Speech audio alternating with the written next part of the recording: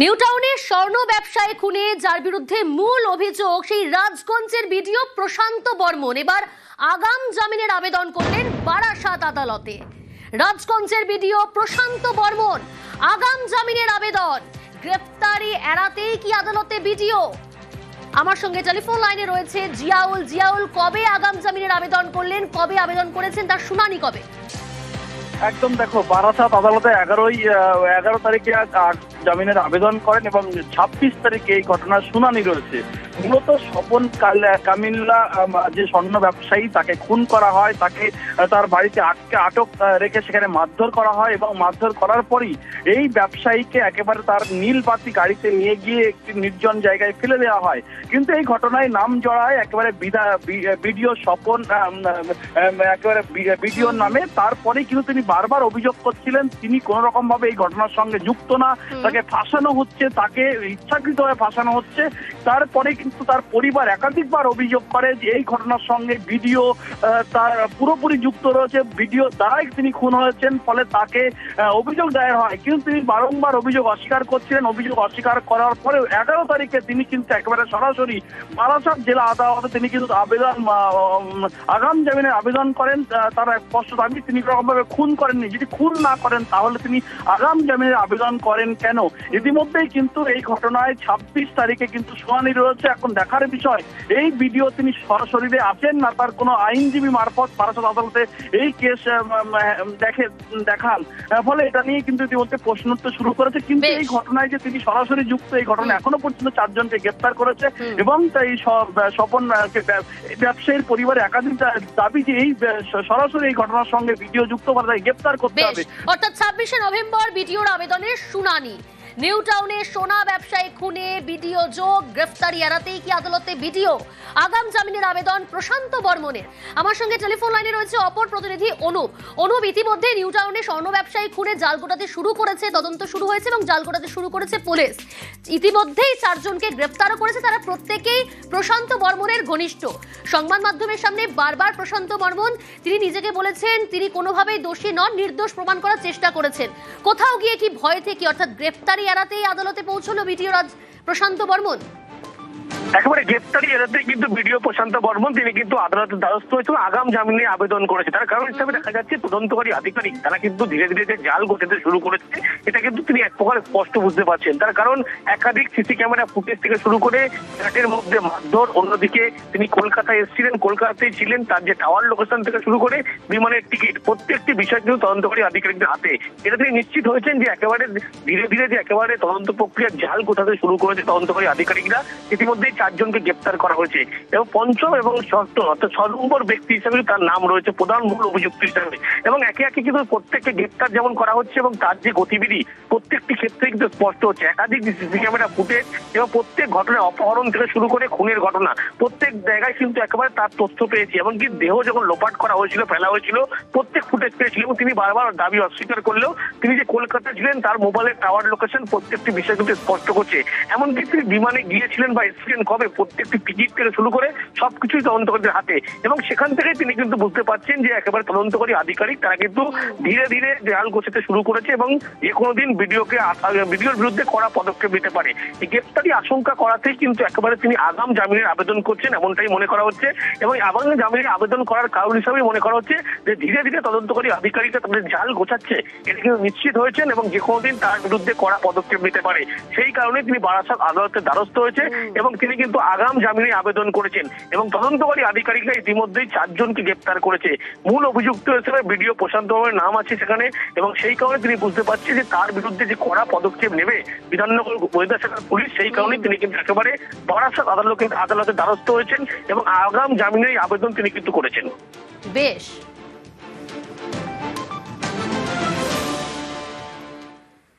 New টাউনের সোনা ব্যবসায়ী খুন আর এই ঘটনায় ইতিমধ্যেই 4 জনকে গ্রেফতার করেছে পুলিশ, যেমনটা বললাম আপনাদের। আর এবার তাদের নজরে 2 মহিলা। তদন্তকারীরা জানতে পেরেছেন নিউ টাউনের বহুতলে সোনা ব্যবসায়ীকে মারধরের সময় নিচের ফ্ল্যাটে ছিলেন এই 2 মহিলা। তাদের জিজ্ঞাসাবাদ করতে চায় পুলিশ। এভাবেই একটু একটু করে জাল গোটাচ্ছেন তদন্তকারীরা।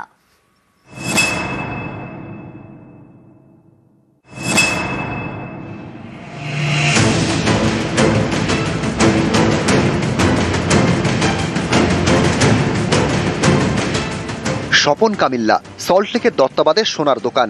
গত 28শে অক্টোবর সেখান থেকে তাকে তুলে নিয়ে যাওয়া হয় নিউ টাউনের বহুতলে, পিটিয়ে খুন করা হয় বলে অভিযোগ। একদিন পর নিউ টাউনের যাত্রাগাছি থেকে তার ক্ষতবিক্ষত দেহ উদ্ধার হয়। জলপাইগুড়ি রাজগঞ্জের বিডিও প্রশান্ত বর্মনের বিরুদ্ধে খুনের অভিযোগ দায়ের করে পরিবার। এই ঘটনায় ইতিমধ্যে বেশ কয়েকজনকে গ্রেপ্তার করেছে পুলিশ।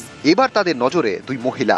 তদন্তকারীরা জানতে পেরেছেন সোনা ব্যবসায়ীকে অপহরণ খুনের দিন নিউ টাউনের বহুতলে ছিলেন দুই মহিলা। 28শে অক্টোবর স্বপন কামিল্লাকে বহুতলের একটি ঘরে মারধর করা হয়। তার নিচের ঘরে ছিলেন দুজন মহিলা, একজনের বাড়ি কাকুরগাছি, আরেকজনের বাড়ি বসিরহাট। সোনা ব্যবসায়ীকে অপহরণ খুনের আগের দিন অর্থাৎ 27শে অক্টোবর নিউ টাউনের বহুতলে ছিল অনুষ্ঠান। সেই অনুষ্ঠানে ওই দুই মহিলা ছিলেন বলে তদন্তকারীরা জানতে পেরেছেন। তাদের সাক্ষী করে তদন্ত এগিয়ে নিয়ে যেতে চাইছে পুলিশ।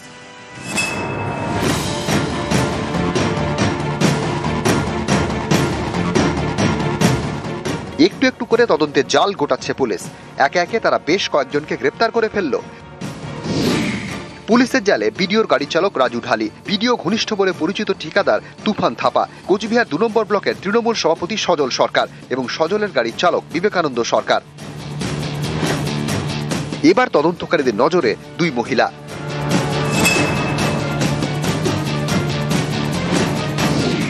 অনেকের প্রশ্ন, পুলিশ জাল গোটাচ্ছে, কিন্তু যার বিরুদ্ধে খুনের অভিযোগ সেই বিডিওকে কেন গ্রেপ্তার করছে না? গাড়িতে করে অপহরণ এবং দেহ লোপাটের অভিযোগ, সেই গাড়ি ধুয়ে ফেললে কি আর নমুনা পাওয়া যাবে? এতদিন পরে বিডিওর মোবাইল ফোন থেকেও কি আর সব তথ্য ঠিকঠাক মিলবে?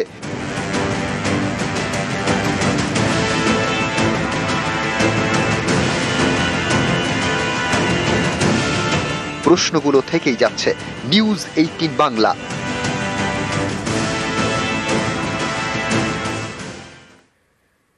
নিউ টাউনে স্বর্ণ ব্যবসায়ী খুনে জাল গোটাতে শুরু করেছেন তদন্তকারীরা। আর এই স্বর্ণ ব্যবসায়ী খুনে গ্রেপ্তার করা হলো আরো একজনকে। কোচবিহারের পুন্ডিবাড়ি থেকে জালে বিবেকানন্দ সরকার ওরফে সোনাই।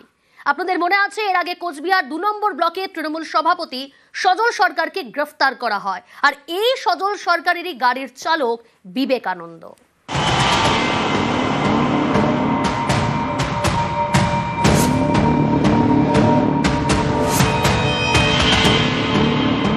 সোনা ব্যবসায়ী স্বপন কামিল্লা গত 30শে অক্টোবর নিউ টাউনের যাত্রাগাছি থেকে তার ক্ষতবিক্ষত দেহ উদ্ধার হয়। জলপাইগুড়ির রাজগঞ্জের বিডিও প্রশান্ত বর্মনের বিরুদ্ধে খুনের অভিযোগ দায়ের করে পরিবার, যার ভিত্তিতে এফআইআর হয়। এই ঘটনায় আগেই 3 জনকে গ্রেপ্তার করেছে পুলিশ। এবার জলপাইগুড়ির পুন্ডিবাড়ি থেকে গ্রেপ্তার বিবেকানন্দ সরকার।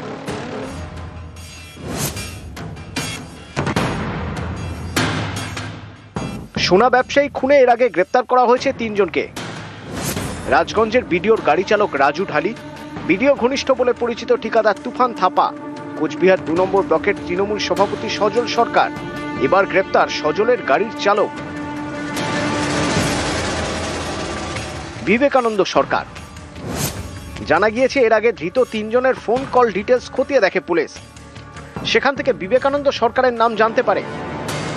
28শে অক্টোবর 4 জনেরই ফোনের টাওয়ার লোকেশন এক জায়গায়। জেরায় ধৃতরা স্বীকার করেন 28শে অক্টোবর নিউ টাউনের বহুতলে ছিলেন বিবেকানন্দ সরকার। সোনা ব্যবসায়ী স্বপন কামিল্লাকে মারধরও করেন তিনি। এই বিবেকানন্দ সরকারের ঠিকানা কোচবিহারের পুন্ডিবাড়ি থানার উত্তর খাগড়বাড়িতে। মঙ্গলবার সন্ধে সেখান থেকে তাকে গ্রেপ্তার করে পুলিশ। এটা কেন করলো, এটা কি ষড়যন্ত্র, ওটা চক্রান্ত ফেলাইছে। কারা করলো চক্রান্ত? চক্রান্ত ওই করছে। কারা? ওই সজল সরকারি। সজল সরকারের সাথে ঘনিষ্ঠ বলছে সম্পর্ক আছে? নাই কোনো কিছু নাই, শুধুমাত্র গাড়ি চালাতে। গাড়ি চালাতে। সোনা ব্যবসায়ী স্বপন কামিল্লা তার বাড়ি পশ্চিম মেদিনীপুরের দাঁতনে। পরিবারের দাবি, গত অগাস্ট মাসে সেখানে গিয়ে স্বপনের খোঁজ করেন রাজগঞ্জের বিডিও প্রশান্ত বর্মন। সোনা ব্যবসায়ীর পরিবারের দাবি, এটা সেদিনের ভিডিও, তারাই তোলে। সেই ভিডিও দেখা যায় বিবেকানন্দ সরকারকে, পরনে কালো গেঞ্জি, হাফ প্যান্ট। এই বিবেকানন্দ সরকারই এবার পুলিশের জালে। নিউজ 18 বাংলা। বিএলওর মৃত্যুতে কমিশনকে তোপ মুখ্যমন্ত্রীর। কমিশনের পরিকল্পনাহীন কাজের চাপের অভিযোগ। আগে এই প্রক্রিয়ায় সময় লাগতো 3 বছর। ভোটের আগে 2 মাসের সময় বাঁধা হয়েছে। বিএলওদের উপর অমানসিক চাপের অভিযোগ মমতার। পরিকল্পনাহীন অভিযান বন্ধের ডাক মুখ্যমন্ত্রীর। বিএলওর মৃত্যুতে কমিশনকে তোপ মুখ্যমন্ত্রীর। কমিশনের পরিকল্পনাহীন কাজের চাপের অভিযোগ। আগে এই প্রক্রিয়ায় সময় লাগতো 3 বছর, ভোটের আগে 2 মাসের সময় বাঁধা হয়েছে। বিএলওদের উপর অমানসিক চাপের অভিযোগ মমতার। পরিকল্পনাহীন অভিযান বন্ধের ডাক মুখ্যমন্ত্রীর। মিথ্যে অভিযোগ বলে দাবি শুভেন্দু অধিকারী। 12টা স্টেটে আর ইউনিয়ন টেরিটরিতে হচ্ছে, কোথাও কেউ আত্মহত্যা করছে না। ওনাদের এখানে আত্মহত্যার এক ব্যায়াম চেপে বসেছে। এটা তৃণমূলের একটা নতুন রোগ হয়েছে, এসআইআর আতঙ্ক আর আত্মহত্যা রোগ। ওরা বড় ডাক্তারবাবুদের কাছে যান, গিয়ে পরামর্শ করুন এর কি ওষুধ পাওয়া যায়। সম্পূর্ণ মিথ্যা, এর কোনো সত্যতা নেই। বিএলওর মৃত্যুতে রিপোর্ট তলব কমিশনের। জলপাইগুড়ি জেলা শাসকের রিপোর্ট তলব। অতিরিক্ত কাজের চাপেই কি বিএলওর মৃত্যু? পরিবারের সঙ্গে কথা বলে রিপোর্ট জমার নির্দেশ। রিপোর্ট চাইলেন রাজ্যের মুখ্য নির্বাচনী আধিকারিক। রিপোর্ট পাঠানো হবে জাতীয় নির্বাচন কমিশনে। মালবাজারে এক মহিলা বিএলও আত্মহত্যা করেছে কাজের চাপে বলে। কোথায় করেছে? মালবাজার। আমি শুনিনি, এখন দেখে দেবো। ভারত ছাড়ছেন বাংলাদেশিরা। আজও হাকিমপুর সীমান্তে বাংলাদেশিদের ভিড়। এসআইআর চালু হতেই ভারত ছাড়ছে অনুপ্রবেশকারীরা। অনুপ্রবেশের পর রাজ্যের বিভিন্ন প্রান্তে বসবাস। হ্যাঁ, আর বাংলাদেশের বাড়ি কোথায়? কতদিন আগে এসেছেন? 4 বছর আগে। চলে যাচ্ছেন কেন? এসআইআর শুরুর জন্য। 10 বছর আগে ভারতে অনুপ্রবেশ। এসআইআর চালু হতেই বাংলাদেশে ফিরছেন রোকেয়া বিবি। ভারতে অনুপ্রবেশের পর ভোটার আধার কার্ড তৈরি। ভারতে 2 বার ভোট দিয়েছেন সাতক্ষীরার রোকেয়া বিবি। সল্টলেকে পরিচারকের কাজ করত রোকেয়া বিবির পরিবার। বাংলাদেশে কোথায় বাড়ি? সাতক্ষীরা জেলা, আশাশুনি থানা। আচ্ছা, এখানে কোথায় থাকতেন? এখানে থাকতাম সল্টলেকে। বাসা বাড়ি কাজ করতাম, বোতল টোতল ঘুরতাম, কেসার কাজ। ভোটার কার্ড তৈরি করেছেন? ওই সবে করিলাম। টাকার বিনিময়ে না। আর ব্যাংকের অ্যাকাউন্ট করেছিলেন? ছিল। আচ্ছা, বলছি আপনারা তো গরিব মানুষ, তাহলে লক্ষ্মীর ভান্ডারে কত টাকা পেতেন? 500 টাকা পেতাম প্রথম, দরকারে দেয় কয়েকদিন 1000 টাকা দিল। আচ্ছা, ভোট দিয়েছিলেন? ভোট 2 বার দিলাম, এই 10-12 বছর আছে।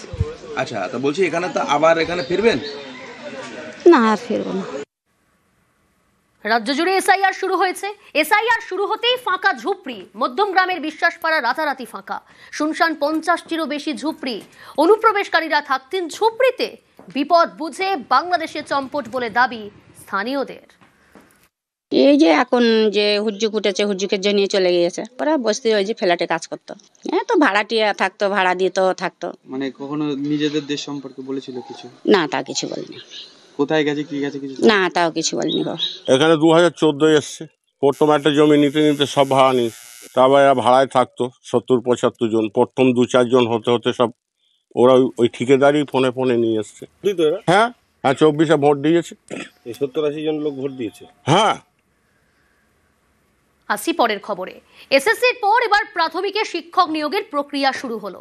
বুধবার থেকে অনলাইনে ইন্টারভিউয়ের জন্য আবেদন করা যাচ্ছে। 9 ডিসেম্বর পর্যন্ত এই আবেদন করা যাবে। ডিসেম্বরের 3য় সপ্তাহে ইন্টারভিউ হওয়ার কথা। এবারে নিয়োগে স্বচ্ছতায় বাড়তি জোর দিচ্ছে প্রাথমিক শিক্ষা পর্ষদ।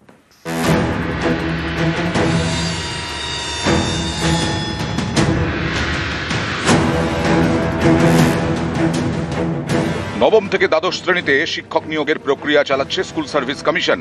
এবার প্রাথমিকে শিক্ষক নিয়োগের প্রক্রিয়া শুরু হলো। বিজ্ঞপ্তি জারি করল প্রাথমিক শিক্ষা পর্ষদ। বুধবার থেকে প্রাথমিকে শিক্ষক নিয়োগের ইন্টারভিউয়ের জন্য আবেদন শুরু। অনলাইনে আবেদন করতে পারবেন টেট উত্তীর্ণরা। বুধবার দুপুর 3টে থেকে অনলাইনে আবেদন করা যাচ্ছে। আবেদন করা যাবে 9 ডিসেম্বর পর্যন্ত। ডিসেম্বরের 3য় সপ্তাহে প্রাথমিকে শিক্ষক নিয়োগের ইন্টারভিউ হওয়ার কথা। প্রাথমিকে শিক্ষকের শূন্যপদ 13,421।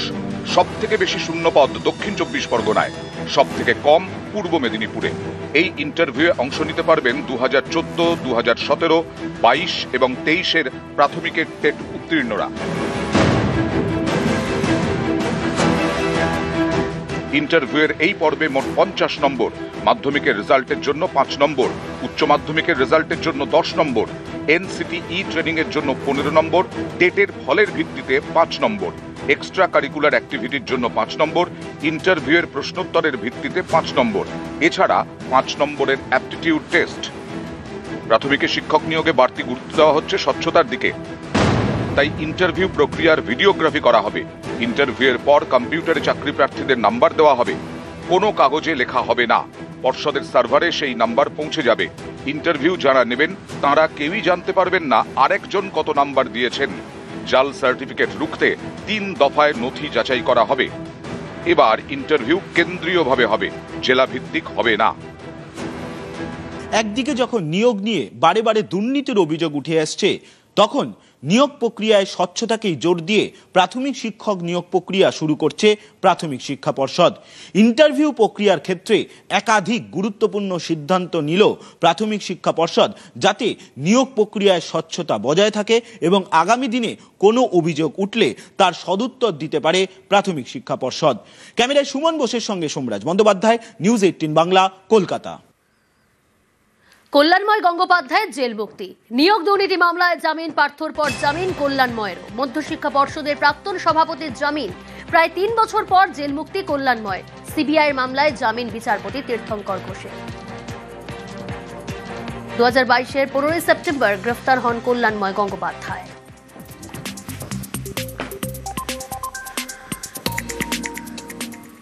আসি পরের খবরে। বেআইনিভাবে বিক্রি করে দেওয়া হয়েছে স্কুলের জমি। পটাশপুরে চাঞ্চল্যকর অভিযোগ প্রধান শিক্ষকের বিরুদ্ধে। তিনি মানতে নারাজ, উল্টে অভিযোগের আঙুল তুলেছেন স্কুল পরিচালন সমিতির দিকে।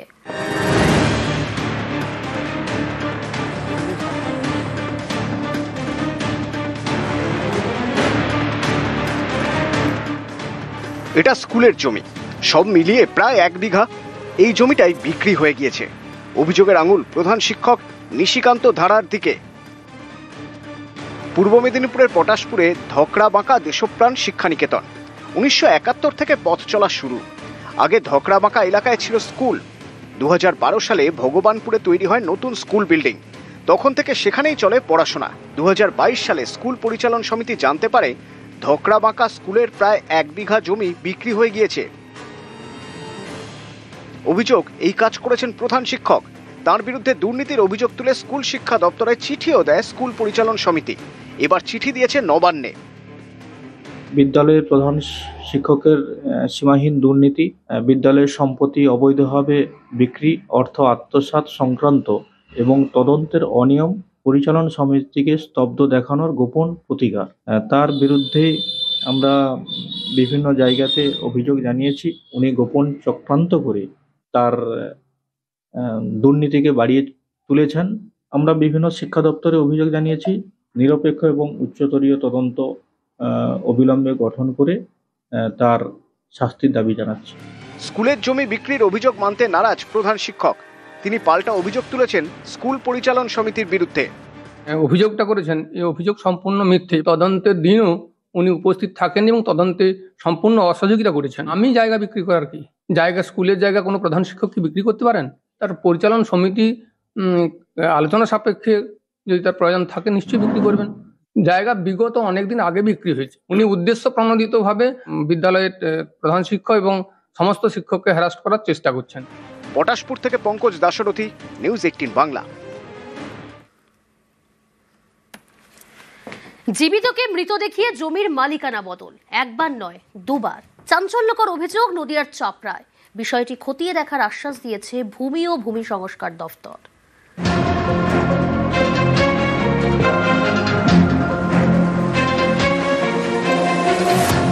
নদিয়ার চাপড়ার মহেশনগর। এখানকার বাসিন্দা আবু বক্কর শেখ পাট্টা হিসেবে পাওয়া 1.5 কাঠা জমির উপর তৈরি করেন বাড়ি। সম্প্রতি জানতে পারেন জমিটি তার নামে নেই, অন্যের নামে হয়ে গিয়েছে। অভিযোগ, আবু বক্করকে মৃত দেখিয়ে জমির মালিকানা নিজেদের নামে করে ফেলেছেন তারই 2 ভাই। যে জমিতে বাস করি এই 200 সম্পত্তি আমি চেক করে দেখছি যে আমার স্ত্রী, আমার বৌমা আর 2 ভাইয়ের বউ তাদের নামে হয়ে গিয়েছে। আমি বেঁচে আছি, আমার মৃত্যু সাথে ওয়ারিশ সার্টিফিকেট হয়েছে। সে 2 তুলে দিয়ে আমার 2 ভাইয়ের বউ, মানে আমার 2 ভাই সার্টিফিকেট বের করিয়ে সেই সোর্সে ওই জমি অবাধভাবে ভাইয়ের বউরা আমাকে মেয়েসা দিয়ে রেজিস্ট্রেট করেছে। জমির মালিকানা বদল অভিযোগ স্বীকার করে নিয়েছেন আবু বক্করের ভাইপো। তার দাবি 3 ভাইয়ের মধ্যে জমি ভাগ হওয়ার কথা, কিন্তু 2007 সালে 2 ভাইকে মৃত দেখিয়ে জমি নিজের নামে করে নিয়েছিলেন আবু বক্কর। এবার তাকেই মৃত দেখিয়ে জমির মালিকানা বদল। 2022 সালে ঘর করতে গিয়ে দেখে ওই জমিটা থাকার কথা 3 ভাইয়ের নামে, কিন্তু জমিতে কি জমি নেই। কিন্তু আমরা ওখানে জমি দিয়েছি আমার ছোট দাদুকে, সেখানে গিয়ে জমি বলছে জমি যদি না দিস আমরা তোদের জমি দেবো না। এছাড়া আমাদের কোনো রাস্তা ছিল না, বাধ্য হয়ে আমরা এই রাস্তায় আমরা রেকর্ডটা ওনাকে মৃত বলে রেকর্ডটা কাটতে আমরা বাধ্য হয়েছি। অনেকের প্রশ্ন, একটা জমির মালিকানা কি এভাবে বদল করা যায়, সেটাও আবার একবার নয় দুবার? তাহলে ভূমি দপ্তরের নজরদারি কোথায়? এসেছে, আমরা এখানে একটা স্পেশাল আমাদের টিম বানিয়ে ইনভেস্টিগেশনটা শুরু করেছি। আমরা ভালো করে তদন্ত করার পরে যেগুলো দোষী পাওয়া যাবে আমরা নির্দিষ্ট অ্যাকশন নেব, প্লাস এদের খাতিয়ানটা যেটা কাটা হয়েছে ওটা আবার রিস্টোর করা হবে। চাপড়া থেকে সমীর রুদ্র, নিউজ 18 বাংলা।